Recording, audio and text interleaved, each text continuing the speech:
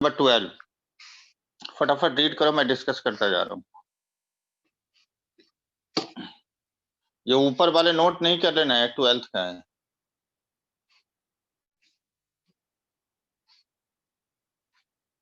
Example 12 question में क्या given है? On the application of constant torque means torque is constant.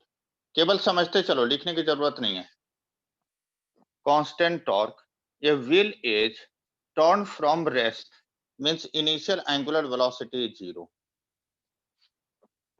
Through 400 radian in 10 second means theta की value given है 400 radian in time 10 second. हमें calculate क्या करना है? Find the angular acceleration means alpha की वैल्यू हमें calculate करना है।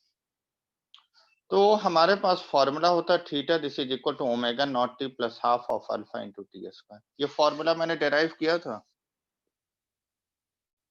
ट्रांसलेशनल और रोटेशनल में कंपेयर। Yes sir. ठीक यस है। सर। थीटा गिवन है 400, omega naught is 0, half, alpha is angular acceleration, time is 10 का स्क्वायर। अल्फा की वैल्यू कितनी आ जाएगी? Alpha is 8 radian per second. Second part में हमें क्या कैलकुलेट करना है? If same torque continue to act, same torque का क्या मतलब हो गए? इसका क्या मतलब है सेम टॉर्क मेंशन करने का? अवीश बताएगा। सेम टॉर्क मेंशन करने का क्या मतलब है?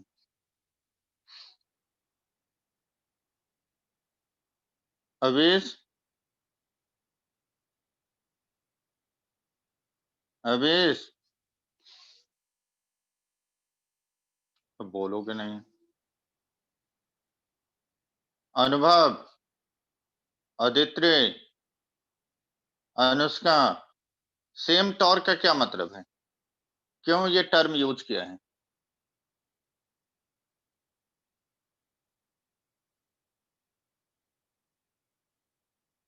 कोई नहीं बताओगे? सेम टॉर्क का मतलब है alpha is constant. Same torque जब भी मेंशन हो तो समझना अल्फा इज कांस्टेंट। मीन जो हमने अल्फा कैलकुलेट किया इसी अल्फा को यूज करना है। What will be the angular velocity of the wheel after 20 second from the start?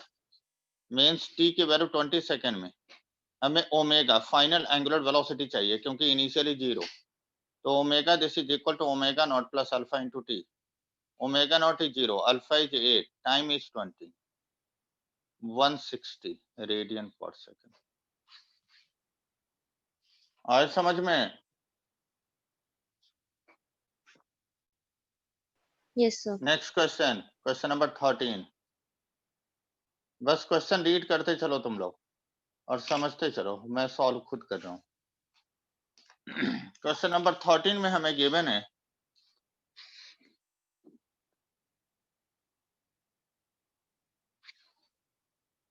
The angular speed of the motor wheel is increased from 1200 rpm means frequency is given means new one या new not 1200 rpm।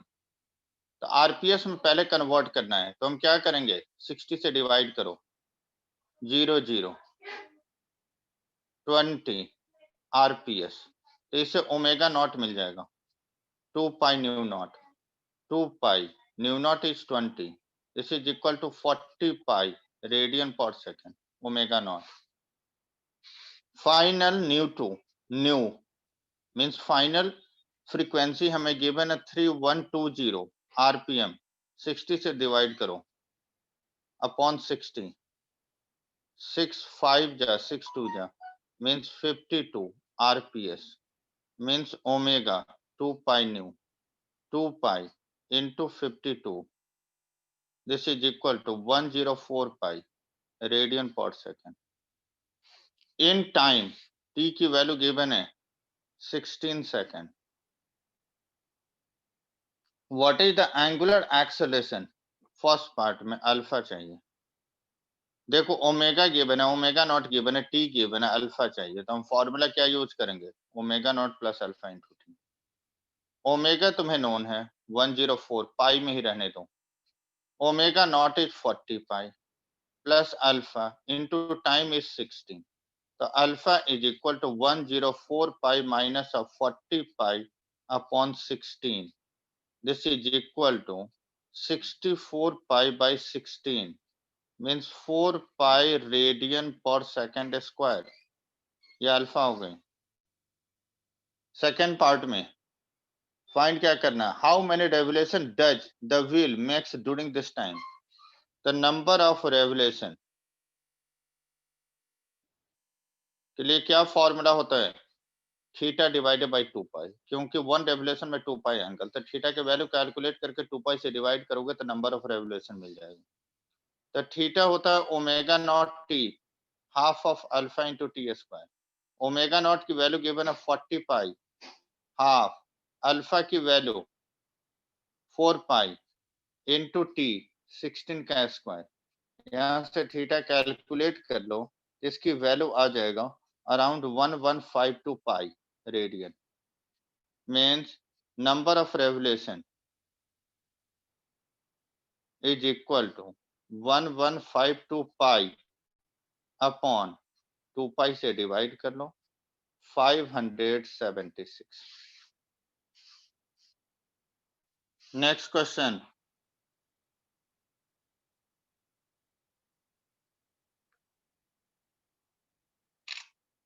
Question number 14, page turn करूं? Yes, sir.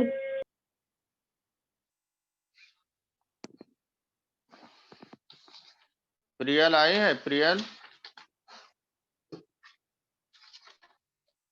Priyal yes sir. मैं बोला इस बार complain नहीं चाहिए, समझ रही हो?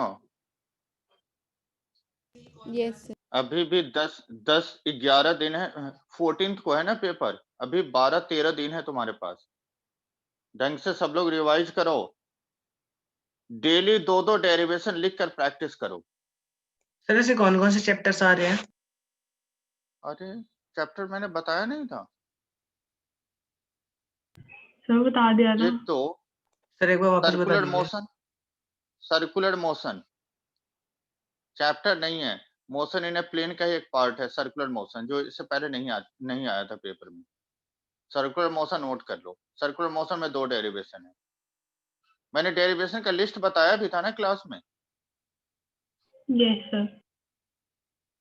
Circular motion, work energy power, rotational motion देख लेना। सर्कुलर मोशन में 2 डेरिवेशन है, एक v equal to r omega और एक सेंटीपिटल एक्सेलरेशन, इस दोनों में से एक आ जाता है। फ्रिक्शन नहीं आ रहा। Yes, sir. फ्रिक्शन में तो कराया था आपने। फ्रिक्शन का हाँ, मैं एक बार कंफर्म करके बताऊंगा, कल बताऊंगा,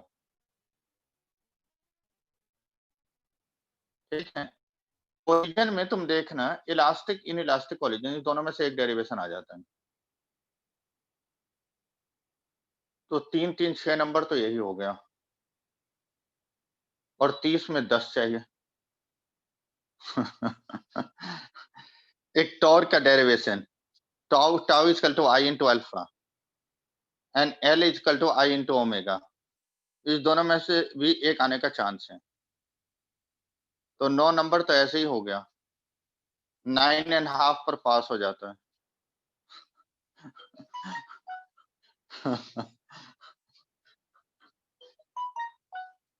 जो हमने लिस्ट बनवाया है उतना तो जरूर तैयार करना डेरिवेशन में, ठीक है। चलो क्वेश्चन नंबर हम 14 पर आ जाएं, सब लोगों ने रीड कर लिया? Question number 14, a constant torque is acting on a wheel if start from rest means omega naught is equal to 0, initial angular velocity is 0, the wheel makes n revolution in t second, अगर theta एक revolution में कितना angle बनता है अनुष्का बताएगी। 1 revolution में कितना angle बनेगा? 2 पाई। 2 पाई। तो इसका मतलब n रेवोल्यूशन है तो थीटा कितना होगा? 2 पाई इंटू n होगे। Yes sir. और टाइम कितना गिवन है? t second.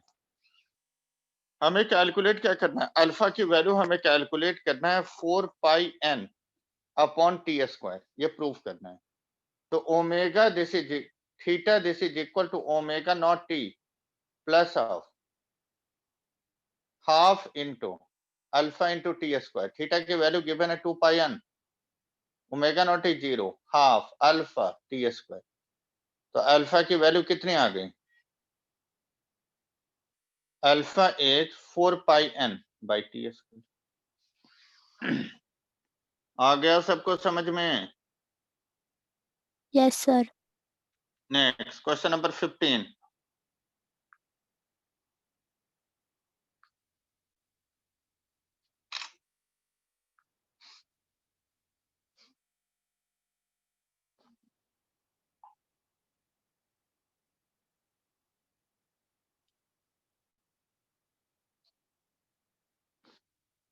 क्वेश्चन नंबर 15 में क्या गिवन है? The radius of the wheel of the car is 0.4 metre. R की वैल्यू गिवन है 0.4 metre. The car is accelerated from rest by an angular acceleration of alpha given है 1.5 radian per second square in time 20 seconds. How much distance the wheel cover in this time interval and what will be the linear velocity? Distance covered means हमें s चाहिए, s की value calculate करनी है। तो एक formula होता है angle is equal to arc upon radius, arc is s upon r means s is equal to r into theta. अगर तुम्हें थीटा नोन है, इसमें r से मल्टीप्लाई कर लो, s मिल जाएगा। तो theta this is equal to start from rest है मीन्स ओमेगा नॉट 0 है, ये ध्यान से पढ़ना, क्वेश्चन में लिखा भी हुआ है। Accelerated from rest means initial angular velocity 0, omega naught plus of half of alpha into T square. Omega naught T sorry omega naught 0 half alpha is 1.5 T is 20 का square means this is equal to 1.5 into 400 upon 2 means 1.5 into 200. This is equal to 15 into 20, 300 radian. Theta मिल गए।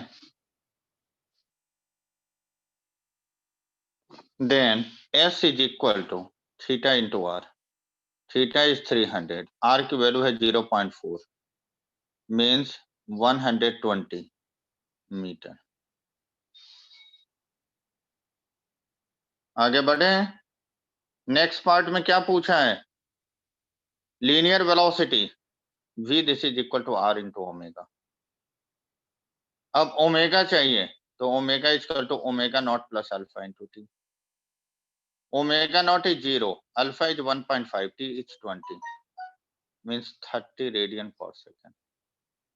तो r is 0.4 into 30 means 12 metre per second. Next question में आ जाए। Yes, sir.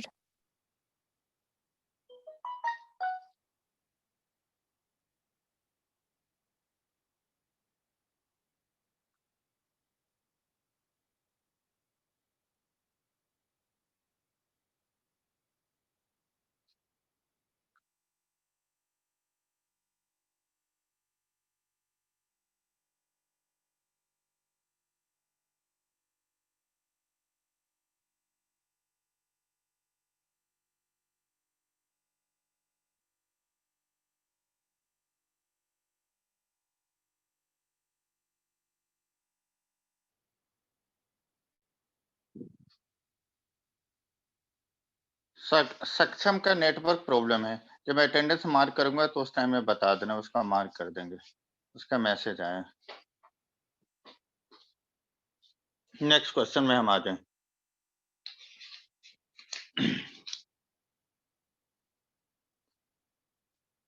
Question number 16। Question number 16 वैसे easy question है, vector का है cross product, फिर भी मैं एक बार करा देता हूं तो रिवाइज हो जाएगा। और 17 हम करा चुके हैं। 16 क्वेश्चन में गिवन है find the torque of the force, F की वैल्यू गिवन है। This is equal to 7i minus of 3j minus of 5j about the origin which act on a particle whose position vector r is i plus of j minus of k unit vector। तो torque के लिए तुम्हें formula याद रखना पड़ेगा, r cross of f cross r कभी नहीं करना, नहीं तो गलत हो जाएगा। ठीक है, तो हमें टॉर्क कैलकुलेट करना है, तो हम डिटरमिनेंट से सॉल्व करेंगे। आई जे के पॉजिटिव नेगेटिव पॉजिटिव, याद होगा बताया भी था वेक्टर में। पहले आर के लिए आई की कोफिशिएंट 1, जे की कोफिशिएंट 1, के की कोफिशिएंट -1। एफ में आई की कोफिशिएंट 7, जे की कोफिशिएंट -3, के की कोफिशिएंट -5। तो हम इसे सॉल्व करेंगे तो आई यूनिट वेक्टर, दिस और दिस कैंसिल करो, 1 into -5 minus of -1 into -3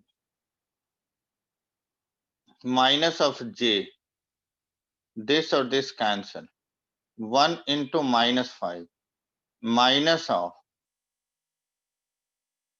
-1 into 7, k unit vector, this or this cancel, 1 into -3 minus of 1 into 7। तो ये आ गए i unit vector, -5 minus minus plus, और यहाँ माइनस है तो ये माइनस हो गई 3, माइनस ऑफ j -5 और minus minus plus 7, k -3 minus of 7। तो ये आगे -8i minus of 2j minus of 10k। आगे बढ़े।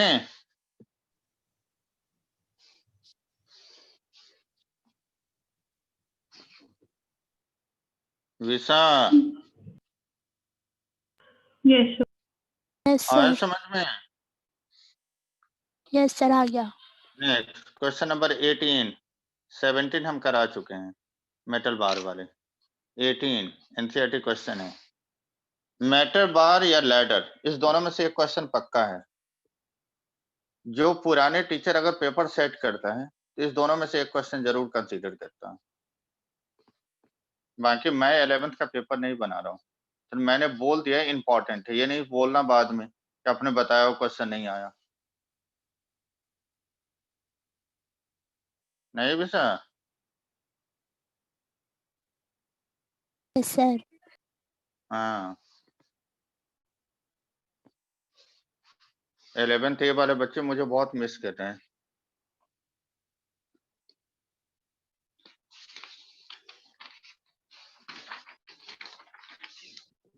एक बार रीड कर लो क्वेश्चन नंबर 18, फिर मैं इसको डिस्कस करूं। Avesh yes sir. मैं बोला हूं तुम तो बहुत चालाक हो, ए वाले ग्रुप में भी एडेड हो अभी, और एफ में भी, दोनों जगह तुम अपना काम निकाल रहे हो। हाँ सर, आप दोनों क्लास से पढ़ाते हो, दोनों क्लास से काम मिल जाते हैं। हाँ मैंने एक दिन देखा था ग्रुप में, अरे अविश तो यहाँ भी है, फिर मैंने सोचा चलो कोई दिक्कत नहीं। क्वेश्चन नंबर 18 देखो, ये क्वेश्चन बहुत अच्छा है। इसमें क्या गिवन है, 3 metre ladder, 3 metre long ladder, weight 20 kg, lean on a frictionless wall, smooth surface है, वॉल जो है स्मूथ है। its feet rest on the floor 1 meter from the wall as shown in the figure. Find the reaction force of the wall and the floor. देखो दोनों चीज में difference है, एक होता है रिएक्शन और एक होता है नॉर्मल रिएक्शन, दोनों में डिफरेंस है। रिएक्शन का मतलब है net resultant force, normal reaction इसका मतलब क्या है कि एक्शन और रिएक्शन वाले मींस प्लेन के परपेंडिकुलर। तो नॉर्मल रिएक्शन नहीं पूछा है, इसलिए ध्यान में रखना जहां कोई और फोर्स नहीं होगा वहां पर हम नॉर्मल रिएक्शन को यूज कर लेंगे, अदरवाइज नॉर्मली रिएक्शन का मतलब उस पॉइंट पर जो रिजल्टेंट फोर्स होगा। अब देखो डायग्राम से समझो, ये हमारा स्मूथ वॉल है और ये ग्राउंड है। ग्राउंड हमारा रफ होगा, ग्राउंड स्मूथ हो सकता है?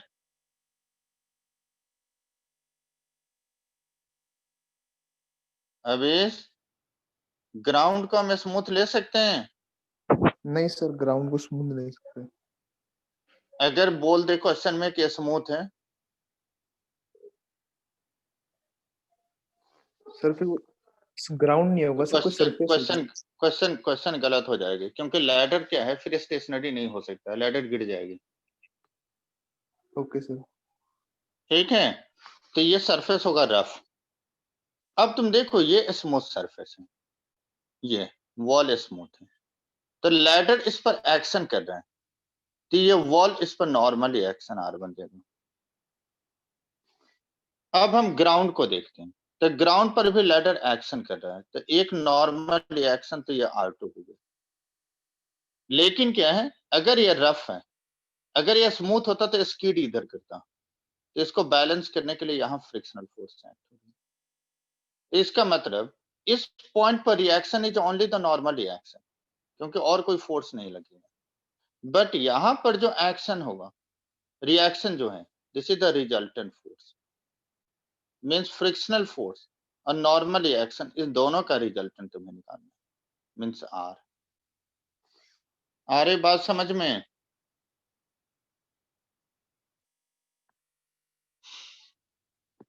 हेलो, सर एक बार Yes, दोबारा sir. बता दो। मैं ये बोल रहा हूं कि अगर ये वॉल स्मूथ है तो यहाँ तो एक ही फोर्स एक्ट कर रहा है, लैडर वॉल पर एक्शन कर रहे हैं, तो वॉल इस पर नॉर्मली एक्शन देगा। अब तुम्हारे माइंड में होगा एक्शन ऐसे हो रहा है तो नॉर्मल रिएक्शन भी ऐसे ही होना चाहिए, तो नॉर्मल रिएक्शन का मतलब ही, नॉर्मल का मतलब परपेंडिकुलर, नॉर्मल रिएक्शन हमेशा प्लेन के परपेंडिकुलर होती है, तो यहाँ पर reaction is only the normal reaction, क्योंकि और कोई फोर्स एक्ट नहीं कर रहा है। बट यहाँ पर तुम देखो, अगर रफ सरफेस है, अगर यह स्मूथ होता तो यहाँ स्कीड करके जाती, नीचे गिर जाती लैडर, तो अगर स्कीड नहीं कर रहा है मींस उसको फ्रिक्शन अपोजिट डायरेक्शन में बैलेंस कर रहे हैं। तो इस पॉइंट पर दो फोर्स लग रही है, एक फ्रिक्शन भी लग रहा है, एक नॉर्मल रिएक्शन, तो इन दोनों का resultant this is called reaction. Clear हो गया? तो इस पॉइंट पर दो यस फोर्स सर। तुम्हें लेना है, इस पॉइंट पर एक ही फोर्स होगा, इसे हमने ए पॉइंट मार्क कर दिया, इसे हम बी पॉइंट मार्क कर दिया, या इसे ए ले लिया, इसे बी ले लेते। देखो ये डिस्टेंस तुम्हें गिवन है 1 मीटर, और लैडर का लेंथ गिवन है 3 मीटर। लैडर अगर यूनिफॉर्म है, इसका वेट इसके सेंटर पर एक्ट करेगा, और इसका लाइन ऑफ एक्शन अगर तुम देखोगे तो बेस को बाइसेक्ट करेगी, मींस हाफ मीटर ये हो जाएगा और हाफ मीटर ये। अगर नॉन यूनिफॉर्म नहीं होता तो इसे बाइसेक्ट नहीं करते, यूनिफॉर्म लैडर है, तो इसका वेट इसके सेंटर पर एक्ट कर रहे हैं, और जो बॉटम में जो एक्स एक्सिस पर जो लेंथ होगा उसको बाइसेक्ट करेगा। क्लियर है? अब तुम देखो इसका वेट है 20 kg, means 20 into 10, 200 Newton. Book ने 9.8 यूज किया, मैंने 10 यूज कर दिया, अप्रोक्सीमेट सेम आए। ठीक है यहां तक? अब देखो Yes, ladder sir. Equilibrium attend कर रहे हैं for system to be in equilibrium, net force on the system is 0 and net torque on the system is 0. Net force 0 का मतलब क्या होगा? अपवर्ड फोर्स को डाउनवर्ड फोर्स बैलेंस करेगा, left के फोर्स को राइट के फोर्स बैलेंस करेगा। नेट टॉर्क 0 का मतलब है एंटी क्लॉकवाइज मोमेंट को क्लॉकवाइज मोमेंट बैलेंस करेगा, तभी सिस्टम इक्विलिब्रियम में होता है। ये लैडर इक्विलिब्रियम में होता है और इन अगर इक्विलिब्रियम अटेंड नहीं करता तो ये डिस्प्लेस हो जाता है या गिर जाती। क्लियर हो गया? तो पहले हम फोर्स को बैलेंस करेंगे। तुम देखो इस लेफ्ट के फोर्स को या राइट के फोर्स बैलेंस करेगा, दो ही फोर्स एक्ट कर रहे हैं, इसका मतलब R1 की वैल्यू फ्रिक्शनल फोर्स की इक्वल। डाउनवर्ड फोर्स को अपवर्ड फोर्स एक ही बैलेंस कर रहे हैं, मींस R2 की वैल्यू W के इक्वल है। ठीक है, अब एक टॉर्क हम ले लेते हैं, मोमेंट लेते हैं, ये पॉइंट के अबाउट टेकिंग मोमेंट अबाउट ए तम्मा।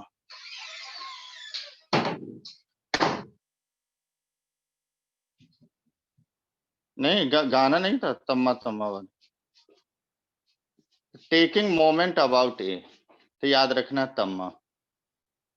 अब ये पॉइंट के अबाउट हमें मोमेंट टॉर्क लेना है, इस पॉइंट के अबाउट ये फिक्स्ड है एंड दिस फोर्स का टेंडेंसी क्या है? ये एंटी क्लॉकवाइज मोमेंट प्रोवाइड करेगा। टेंडेंसी हम देख रहे हैं, ये नहीं कि यहाँ रोटेट कर रहे हैं, क्योंकि सिस्टम इक्विलिब्रियम में है, तो एंटी क्लॉकवाइज मोमेंट ये R2 प्रोवाइड करेगा। जैसे लैडर को यहाँ से किसी स्ट्रिंग से कनेक्ट करके यहाँ से पुल करोगे तो ऐसे रोटेट करेगा लैडर। क्लियर है?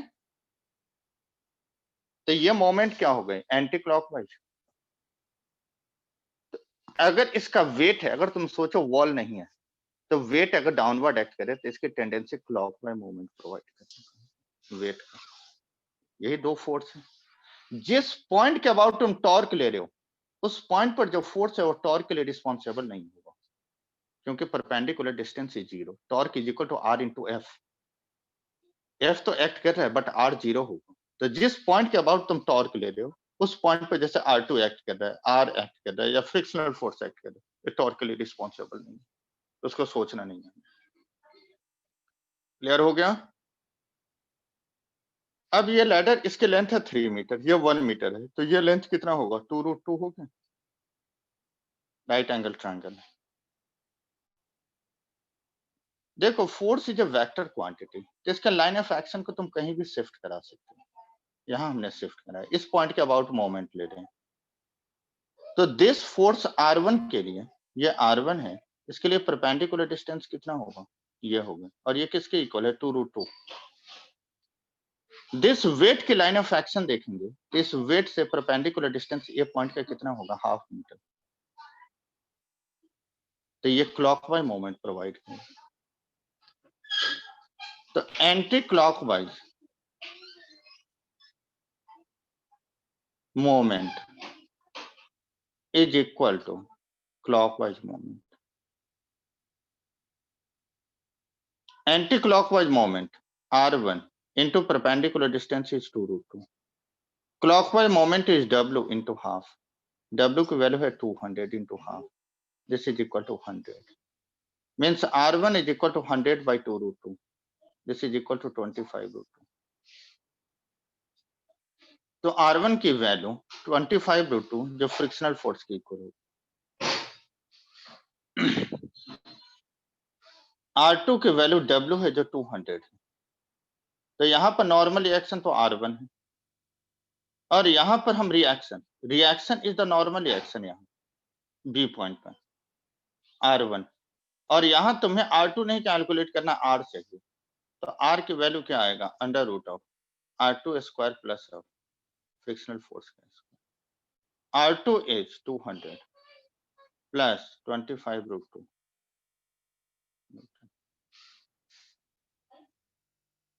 आ गया सबको समझ में? Aditya Yes, sir. कुछ बोल नहीं रही है, एकदम चुपचाप बैठी है आज।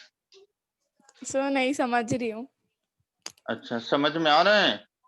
Yes sir. चलिए नेक्स्ट क्वेश्चन में हम आ जाएं।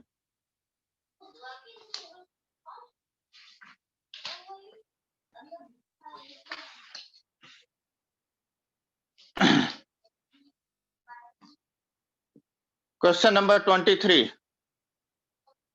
देखो तो ये क्वेश्चन मैंने करा रखा है या नहीं।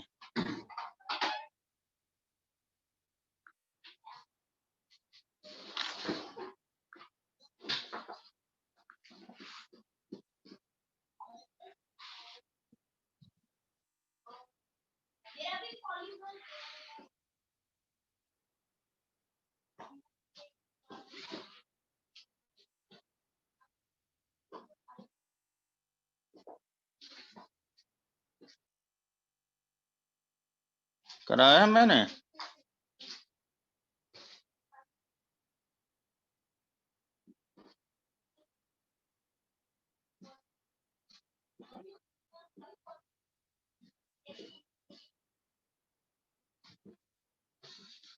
हेलो विशा, यस सर। कराया है क्वेश्चन? सर नहीं कराया शायद। ठीक है, सर नहीं शायद कराया बोले आपने, ऐसा दोबारा उसके जैसे कराया था ना, सेंटर ऑफ मास का। बुद्धू नहीं बनाना हमें। नहीं सर, सिमिलर लग रहा था बट इनर्शिया का ही है। Moment of inertia. देखो दिस एक्सिस के अबाउट हमें कैलकुलेट करना है। यहाँ मास m1, यहाँ मास है m2 और यहाँ मास है m3। इक्विलैटरल ट्रायंगल, इसके साइड ए ए गिवन है। हमें दिस एक्सिस के about, this is the axis of rotation, this axis के about moment of inertia calculate करना है। हमने इसे मार्क कर लेते हैं ए बी। देखो एक पॉइंट मास, जिस एक्सिस के अबाउट तुम्हें मोमेंट ऑफ इनर्शिया कैलकुलेट करना है, वो पॉइंट मास अगर उस एक्सिस पर लाई कर रहा है तो उसका मोमेंट ऑफ इनर्शिया 0 होगा। अब m2 के लिए हम देखें तो ये डिस्टेंस, परपेंडिकुलर डिस्टेंस कितना होगा a/2। m3 से परपेंडिकुलर डिस्टेंस क्या होगा a/2। तो I about AB m1 RA0 square, m2 a/2 का स्क्वायर, m3 a/2 का square, means this is equal to a square by 4 m2 plus of m3 is equal to I।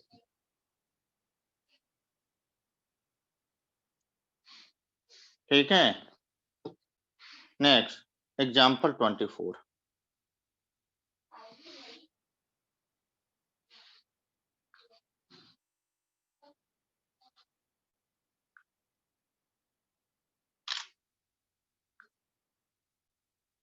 तब तक इस question को देखो, मैं अटेंडेंस में मार्क कर दूं। अभी 1-2 क्लास और हम न्यूमेरिकल करा देंगे। तुम लोग जब थक के खुद ही गिरने लगोगे तो बोल देना, फिर न्यू चैप्टर स्टार्ट कर देंगे। ठीक है, जब बेहोश होकर गिरने लगना तो बता देना।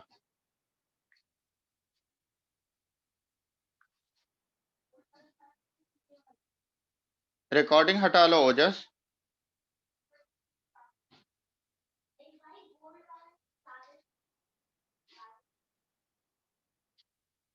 ओजस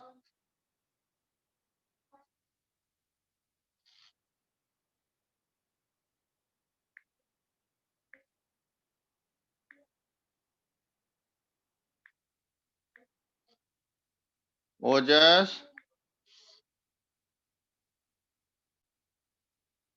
ये कहाँ चला गया?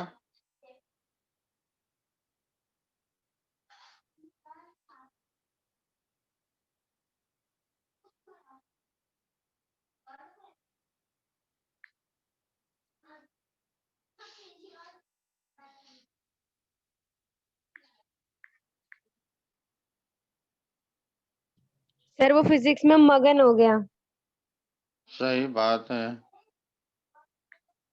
देखो मैंने जैसे बोला बेहोश होने का, तो सही में ये बेहोश होने लगा।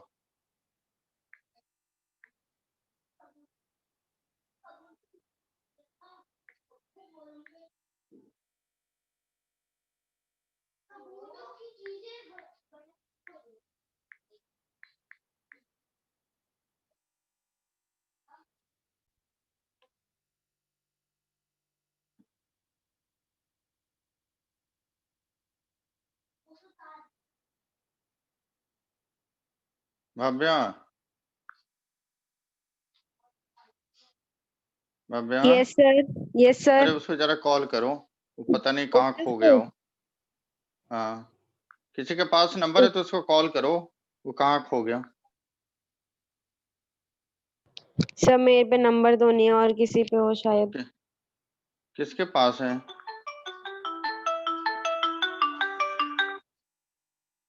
उसी का फोन होगा सर। नहीं नहीं, वो कोई और है।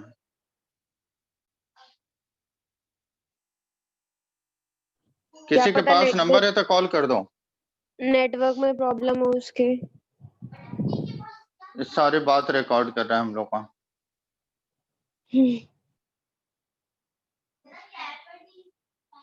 आन्या,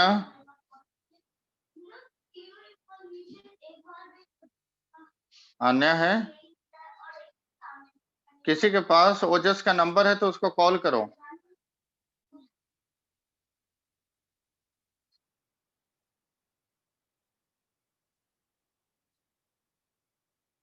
भव्या, उसे ग्रुप से जरा निकाल के नंबर निकाल के कॉल करो तुम। ओके सर, अभी करती हूँ। सर कोई नहीं, आप इतना अटेंडेंस ले लो ना। अटेंडेंस ही तो ले रहा हूँ, सब कुछ रिकॉर्ड कर रहा है वो। आन्या है?